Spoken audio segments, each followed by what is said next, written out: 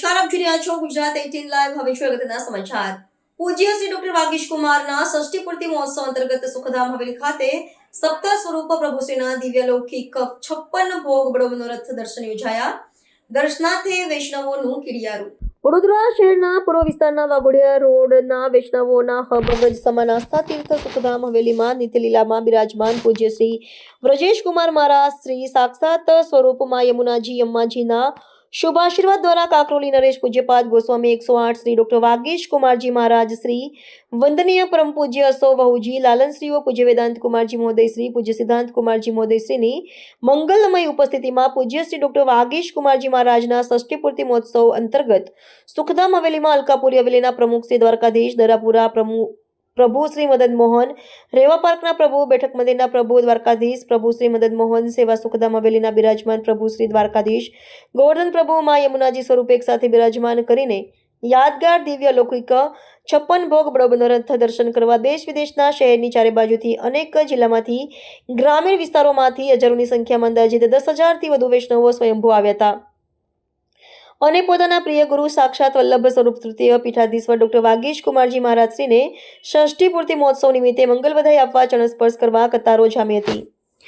મહિલાઓ આજ યમુનાજી પધારી અમારે આંગણે આજ આનંદની લહેર લાગી ગયો રે વલ્લભ તારા નામનો ભક્તિમાં રસ્તર બોળ કીર્તનકારો અષ્ટસખાના કીર્તનકારોની ધોળ પદ મંગલગાન કરીને હવેલીમાં વ્રજભૂમિ જતીપુરા ધામમાં ફેરવાયું। હવેલીના મુખ્યાજી ઓ લાલા કાકા દિનેશભાઈ, રમેશભાઈ, કૈલાશભાઈ, રામુભાઈ, દિનેશભાઈ, અલકાપુરી હવેલીના બેઠક મંદિર, રેવા પાર્ક વગેરે મુખ્યાજીઓ પ્રભુ શ્રી સુંદર સજાવટ કરી દિવ્ય લૌકિક 56 ભોગ બડો મનોરથના દર્શનનો લાવો વૈષ્ણવોને કરાવ્યો। આ પ્રસંગે વૈષ્ણવ સમાજ, વિવિધ સમાજના નામાંકિત શ્રેષ્ઠીઓ, રાજકીય આગેવાનો, કોર્પોરેટરો, સમાજ સેવકો અલૌકિક દર્શન કરી ધન્યતા અનુભવી હતી।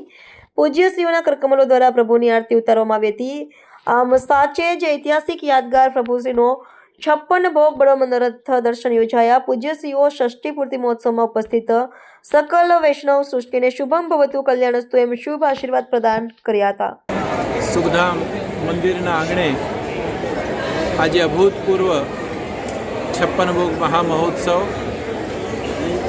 આનંદ સાથે ઉજવવામાં આવ્યો।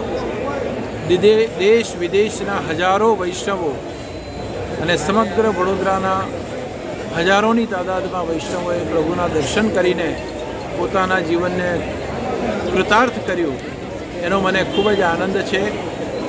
સુખધામ મંદિર વડોદરાનું બ્રજ સમાન ગણાય છે અને એ મંદિરમાં સપ્ત સ્વરૂપ ઉત્સવનો આજે આ અભૂતપૂર્વ મનોરથ કે જ્યાં વિવિધ પ્રકારના મંદિરોથી વિવિધ સ્થાનોથી ઠાકોરજી અહીંયા પધાર્યા અને અલૌકિક આનંદની અનુભૂતિ કરાઈ, એ જ મને લાગે છે કે આપણા બધાનું સૌભાગ્ય છે।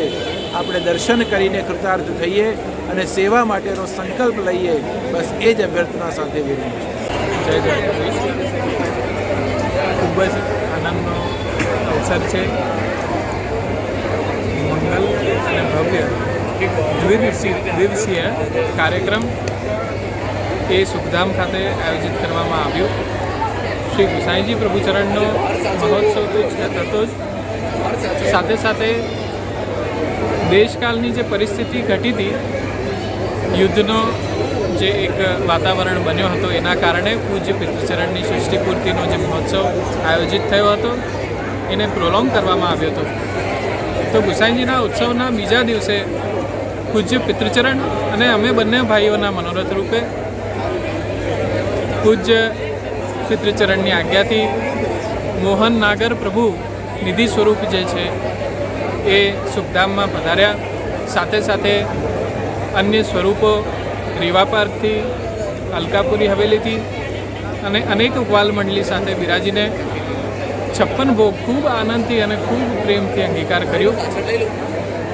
આ અભૂતપૂર્વ મનોરથનું આયોજન શ્રી પ્રભુની પ્રેરણાથી જ થયું હતું અને ગુસાઈજી અને એમના સાતે બાલક ગુસાઈજીએ આજ્ઞા કરી કે બધાના ઘરથી સાથ સામગ્રી પધરાવો, એવી રીતે આ 56 ભોગનું એક ભવ્ય કાર્યક્રમનું સૌથી પહેલું આયોજન થયું હતું।